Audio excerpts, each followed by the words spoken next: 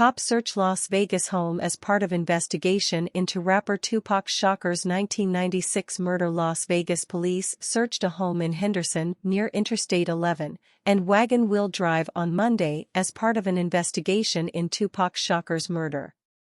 Shakur was shot and killed just 1 block from the Las Vegas Strip in September 1996.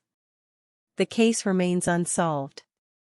Over the years, many theories have abounded about who could have killed the rapper. Las Vegas police searched a home Monday as part of an investigation into rapper Tupac Shakur's 1996 murder. Detectives served a search warrant at a home in Henderson near Interstate 11 and Wagon Wheel Drive, CLOS first reported. Shakur was shot and killed just 1 block from the Las Vegas Strip in September 1996. He was 25 years old.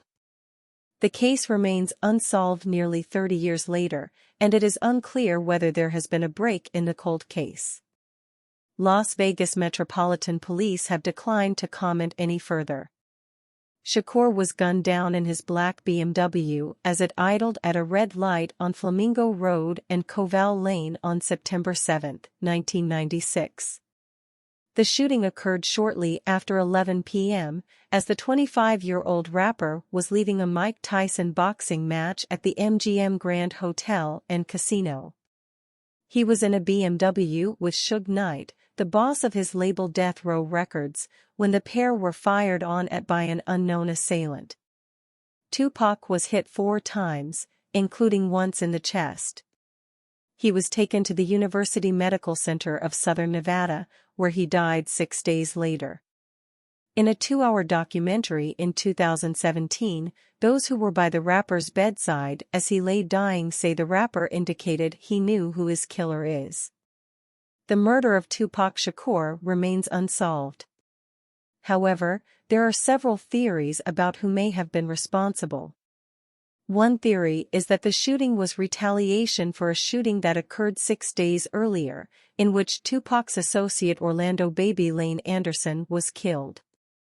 Another theory is that the shooting was the result of a feud between rival rappers on the East and West Coast, namely Biggie Smalls, who was killed in a drive-by the following year.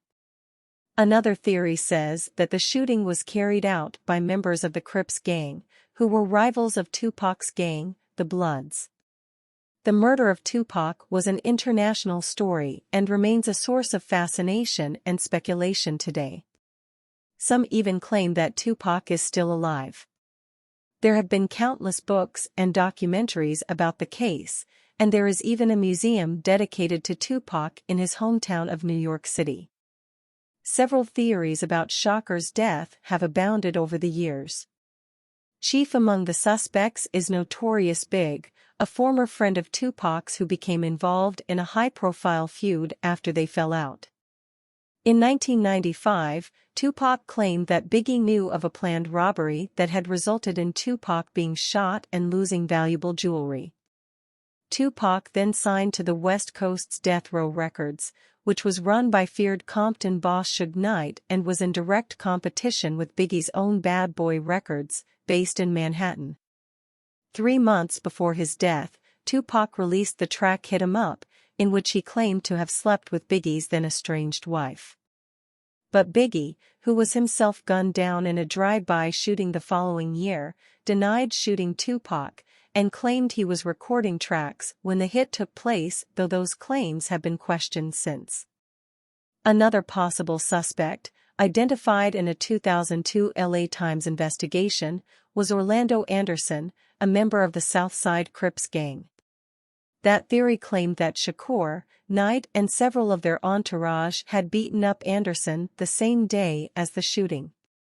That attack was revenge for Anderson and other members of the Southside Crips for robbing a Death Row Records employee earlier in the year. Las Vegas cops discounted the beating from their investigation, failed to follow up on claims by one of Tupac's friends that he witnessed the shooting, and didn't chase up a witness who may have seen the culprit's car, the LA Times reported. Anderson, who denied the claims, was killed in a gang shooting in 1998. Meanwhile, Others have suggested the hit may have been intended for him in a Death Row Records coup.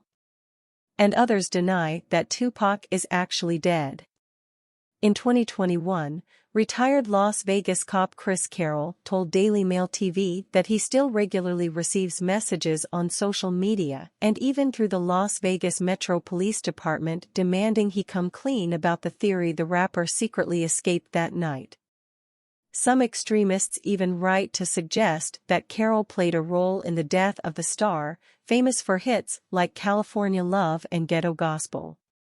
No matter how many times he repeats his same story and factual description of holding lifeless Tupac in his arms after the gang shooting, people still refuse to believe him. He said he takes much of the interaction with good humor, but remains a little unsettled at suggestions that he would not aid a gunshot wound victim. He held gunshot-ridden Tupac as he fought to take his last few breaths, before gargling, choking, falling unconscious and going limp on the sidewalk of Las Vegas Boulevard. Carroll remains in no doubt Tupac was essentially dead because the volume of blood loss and damage to his vital organs was terminal. Most of what I get is very positive and supportive, but there are these others who are convinced I played some part in some way in what happened to Tupac, either in his passing or supposed escape, he shared. It is very difficult for people to believe somebody as iconic was the victim of a simple murder. Unfortunately, the most obvious scenario is what happened, but social media is a huge part of the spread of misinformation along with a bit of human nature. People want to hear about complex stories of cover-ups and conspiracies. That is not the case. Sadly, some people die in very straightforward circumstances even if they are famous. In the exclusive interview, Carroll admitted, "I never thought I would be talking about this a week after that night, let alone 25 years. Now I realize it is never going away. It is what it is and is never going to change.